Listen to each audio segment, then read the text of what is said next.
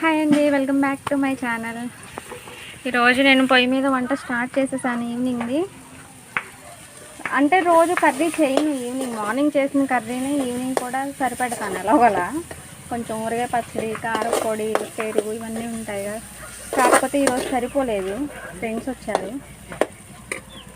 So అందుకని evening కూడా వంట చేయాల్సి వస్తుంది. తోటకూర అంటే ఫస్ట్ నుంచి గ్యాస్ పై యూజ్ చేసే వాళ్ళకి ఎలా ఉంటుందో నాకు తెలియదులే, కానీ నేనైతే గ్యాస్ పై యూజ్ చేయడం మానేసి ఒక 2 monthsే అవుతుంది. ఈ 2 monthsలో నేను వీక్లీ వన్స్ తోటకూర చేస్తాను. ఈ 2 monthsలో నేను గమనించింది ఏంటంటే, పొయ్యి మీద కూరకి మన గ్యాస్ మీద లేకపోతే కుక్కర్స్లో చేసే కూరకి చాలా డిఫరెన్స్ ఉంటుంది.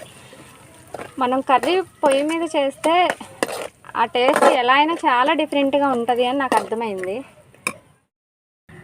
కర్రీ అయిపోయింది. అంటే నేను ఆయిల్ తక్కువగా వేస్తాను, దాని గురించే మీకు అంత చూస్తానికి మంచిగా అనిపిస్తుందో లేదో నాకు తెలియదు. అండ్ ఇక్కడేమో పిల్లల కోసమని చారు పెడుతున్నా. ఈ చారు కూడా అయిపోయిన తర్వాత ఇక్కడేమో నీళ్లు తాగుతున్నాయి పిల్లలకి. ఈ చారు అయిన తర్వాత రైస్ బియ్యం కడిగేసి అక్కడ పెట్టాను. ఈ మాయి మీకు మొన్న చెప్పాను ఆల్రెడీ, మళ్ళీ చెప్తున్నా. ముడి బియ్యం నార్మల్ రైస్ మీద కొంచెం డిఫరెంట్గా ఉంటాయి, రెడ్గా ఒక పట్టే వేస్తారు, పైన ఉన్న ఒడ్డు వరకే తీస్తారు. కొంచెం ఉడకడానికి మనకి టైం పడుతుంది. సో అందుకే ముందే కడిగి పెట్టుకున్నాను. ఈ చారు అయిపోయిన తర్వాత పొంగిన తర్వాత తీసేస్తాను. వీడియో మొత్తం ఎలా చేశానో చూపిద్దాం అనుకుంటే అప్పుడే చుట్టాలు వాళ్ళు వచ్చారు.